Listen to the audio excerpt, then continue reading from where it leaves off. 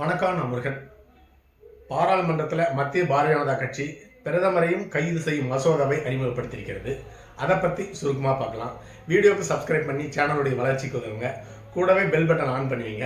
அப்போ தான் சேனலில் போடுற வீடியோ உங்களுக்கு நோட்டிஃபிகேஷன் கிடைக்கும். சரி, இப்போ வீடியோக்குள்ளார போகலாம். இந்தியாவுடைய முதல் அதிபராக பிரதமர் மோடி அவர்கள் வரப்போகிறார். இல்லைனா அவரே தன்னை முதல் அதிபராக அறிவித்துக் கொள்ளப் போகிறார். அதனுடைய முன்னோட்டம் தான் நாடாளுமன்றத்தில் பிரதமரையும் கைது செய்யும் மசோதாவை அறிமுகப்படுத்தியிருக்கின்றார். இது எப்படி என்று பார்த்தோம்னா, வருங்கால இந்தியாவை ஒரு ஊழலற்ற தேசமாக தான் மாற்றப் போகிறேன் அப்படின்னு சொல்லிட்டு பிரதமர், முதலமைச்சர், மத்திய அமைச்சர், மாநில அமைச்சர்கள் இவர்கள் யாரும் குற்றத்திலும் ஊழலும் ஈடுபட்டால் போதும், அவர்கள் மீது வழக்கு பதிவு செய்யப்பட்டு நீதிமன்றத்தால் 5 வருஷம் ஜெயில் தண்டனை கிடைக்கின்ற வகையில் பதிவு செய்யப்பட்ட வழக்கில் 1 மாதம் சிறை தண்டனை இருந்தால் போதும், அவர்களுடைய பதவி தானாக பறிக்கப்பட்டுவிடும். கவர்னரோ ஜனாதிபதியோ அந்த உத்தரவு பிறப்பிக்க தேவையில்லை. 30 நாள் ஜெயிலில் இருந்தால் போதும், 31வது நாள் அவருடைய பதவி தானாக போய்விடும் அவங்க அப்படிங்கிற ஒரு மசோதாவை தான் பாராளுமன்றத்தில் பாரதிய ஜனதா கட்சி அறிமுகப்படுத்தியிருக்காங்க. அந்த அளவுக்கு ஒரு யோக்கிய சிகாமணியெல்லாம் கிடையாது பாரதிய ஜனதா கட்சி. இந்த மசோதாவை இவங்க ஏன் இப்போ கொண்டு வராங்கன்னு கேட்டிங்கன்னா, எதிர்காலத்தில் பிரதமர் அப்படிங்கிற பதவி இந்தியாவில் ஒரு 2ஆம் கட்ட பதவியாக மாற்றப்பட போகிறது. முதல் மிகப்பெரிய அதிகார பதவியாக அதிபர் பதவி கொண்டு வரப்போகிறார் மோடி அவர்கள். எதிர்காலத்தில் ஜனநாயகம்லாம் கிடையாதுங்க, ஒரு மதவாத, ஒரு சர்வாதிகார இந்தியாவை அதிபர் ஆட்சியின் முறையில் கொண்டு வரப்போகிறார் மோடி அவர்கள். அதனுடைய முன்னோட்டம் தான் நாடாளுமன்றத்தில் முதலமைச்சர், பிரதமர் எல்லாமே கைது செய்யப்படுவதற்கான மசோதாவை கொண்டு வந்திருக்கிறார்கள். அது மட்டும் இல்லாமல் இந்த நேரத்தில் இதில் கொண்டு வருவதற்கு காரணம், தலைமை தேர்தல் ஆணையத்தில் இந்திய தேர்தல் ஆணையம் மிகப்பெரிய மோசடியை செய்து 3வது முறையாக மோடியை பிரதமராக தேர்ந்தெடுத்திருக்கிறது. அதிலிருந்து இந்த முக்கியமான விஷயத்தை மடைமாற்றங்கிறதுக்காக தான் இப்படிப்பட்ட இக்கட்டான சூழ்நிலையில் இந்த மசோதாவை கொண்டு வந்திருக்காங்க. சரி, இன்னும் 2 பேரை ஏன் விட்டு வச்சிட்டாங்க? ஜனாதிபதியையும் கைது செய்யப்பட வேண்டிய மசோதா கொண்டு வரலாம். கூடவே எதிர்காலத்தில் மோடி அவர்கள் தன்னை அதிபராக அறிவித்துக் கொள்ளப் போகிறார். அதனால பிரதமர், ஜனாதிபதி, அதிபர் இந்த 3 பேரையும் எதிர்காலத்தில் குற்றம் செய்தால், தவறு செய்தால் கைது செய்யக்கூடிய மசோதாவை பாராளுமன்றத்தில் இப்பயே தாக்கல் செய்தால் மிக நன்றாக இருக்கும்.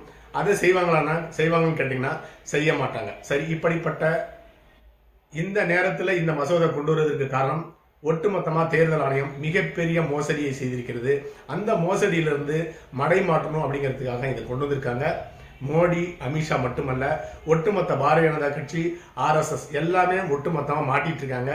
அந்த இடத்துல இருந்து தப்பிக்கணுங்கிற காரணத்துக்காக தான் இந்த மசோதா அவசரமாக ஒரே நாளில் அவங்களே முடிவெடுத்து அவங்களே ஒரு ஊடக செய்தியாக வெளியிட்டிருக்கிறார்கள். சரி, குஜராத்தில் 65 லட்சம் வாக்காளர்கள் பெயர் நீக்கப்பட்டிருக்கிறது. அது மிகப்பெரிய பேசுபொருளாக இந்தியா முழுக்க ஒவ்வொரு மாநிலத்திலையும் மாவட்டத்திலையும் எதிர்க்கட்சிகளால் மக்களிடம் கொண்டு செல்லப்படுகிறது. அதே போலவே பாராளுமன்றத்தில் ஒட்டுமொத்த எதிர்க்கட்சியும் பாராளுமன்றத்தை முடக்கியிருக்கிறது. மிகப்பெரிய ஒரு கலவரம் நடந்து கொண்டிருக்கிறது பாராளுமன்றத்தில். அப்படிப்பட்ட நிலையில் உச்சநீதிமன்றத்தில் இந்த வழக்கு வந்த பொழுது 7 நாட்களுக்குள் தகுதி நீக்கம் செய்யப்பட்ட வாக்காளர்களுடைய பட்டியலை பொது வழியில வெளியிடும் சொல்லியிருக்கிறாங்க உச்சநீதிமன்றம். எப்படி உச்சநீதிமன்றம் மிக கடுமையான நடவடிக்கை எடுக்கப் போகிறது என்று நன்றாக தெரிந்து கொண்டது பாரதிய ஜனதா கட்சி. இந்த வழக்கில் உச்சநீதிமன்றம் நடவடிக்கை எடுக்கவில்லை என்றால் எதிர்காலத்தில் இந்தியாவில் நீதிமன்றம், உச்சநீதிமன்றம், உயர்நீதிமன்றமாக இருந்தாலும் மிகப்பெரிய ஒரு மோசமான இடத்துக்கு தள்ளப்படும் ஒரு குழப்பமான நிலையை இந்தியாவில் ஏற்படுத்துவதற்கு நீதிமன்றங்கள் காரணமாக இருக்கப் போகிறது. அந்த அடிப்படையில் நிச்சயமாக 100% இந்த தேர்தல் ஆணையத்தின் மீதும் பாரதிய ஜனதா கட்சியின் மீதும் மிகப்பெரிய நடவடிக்கை எடுக்கப் போகிறது. அதை தெரிந்து கொண்ட பாரதிய ஜனதா கட்சி குட்டையை குழப்பி மீன் பிடிக்கணும்னு ஆசைப்படுறாங்க. அதாவது பிரதமர், முதலமைச்சர் இவர்களை கைது செய்யற மசோதாவை கொண்டு வந்து இன்று வரை இந்த மசோதா கொண்டு வரன்னு சொல்றது பேசுறதுக்கு முதல் நிமிடம் வரை மிகப்பெரிய பேசுபொருளாக இருக்கிற தேர்தல் ஆணைய முறைகளிலிருந்து மடை மாற்றணும் அப்படிங்கிறதுக்காக தான் இதை இப்பொழுது கொண்டு வரப்போகிறோம் என்று அவசரமாக நாடாளுமன்றத்தில் அறிமுகப்படுத்தியிருக்கிறார்கள். சரி, அடுத்ததாக முதலமைச்சரை ஒரு மாநில காவல்துறையை வழக்கு பதிவு கைது செய்யுமா? முடியாது. உதாரணத்திற்கு தமிழ்நாட்டில் திராவிட முன்னேற்ற கழகத்தினுடைய ஆட்சி நடந்து கொண்டிருக்கிறது. இந்த மாநிலத்தினுடைய காவல்துறை ஒரு ஊழல் வழக்கில் முதலமைச்சர் மு.க.ஸ்டாலின் மீது வழக்கு செய்து கைது செய்யுமா? கண்டிப்பாக ஊழலே செய்திருந்தாலும் குற்றமே செய்திருந்தாலும் வழக்கு பதிவு செய்து கைது செய்ய மாட்டாங்க. அப்ப முதலமைச்சரை யார் கைது செய்வாங்க?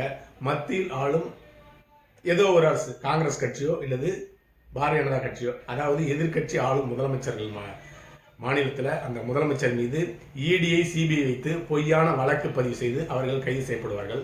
அப்படி கைது செய்யப்பட்டு நீதிமன்றத்தால் சிறைக்கு அனுப்பப்பட்ட 30 நாள் சிறை என்று 36வது நாள் தானாக அவருடைய பதவி பறிக்கப்படும். இதுதான் மத்திய அரசு கொண்டு வந்திருக்கின்ற இந்த சட்டத்தினுடைய சாரம். அப்படி கொண்டு வரும் பொழுது அந்த மாநிலத்தினுடைய முதலமைச்சர் பதவி பறிக்கப்பட்டால் அந்த கட்சியினுடைய 2ஆம் கட்ட தலைவர்கள் அந்த கட்சியில அடுத்த முதலமைச்சராக போட்டி போடுவாங்க. அப்ப அந்த கட்சி உடைக்கணும். அப்படி இல்லைன்னா அந்த கட்சி தன்னுடைய சேர்த்து கொண்டு அந்த 2ஆம் கட்ட தலைவரை முதலமைச்சராக்கணும். அதன் மூலமாக தன்னுடைய பாரதிய ஜனதா கட்சி அமெரிக்கா வரலும் ஆட்சி அமைக்கணும் அப்படிங்கிற ஒரு மோசமான பேராசையில் தான் இந்த திட்டம் கொண்டு வரப்பட்டிருக்கிறது. சரி, எதிர்கட்சிகளை பழிவாங்குவதற்காக பாரதிய ஜனதா கட்சி இப்படி ஒரு தவறான முறையை கையாண்டு இருக்கிறது. கடந்த காலத்திலையும் கையாண்டு இருக்கிறது.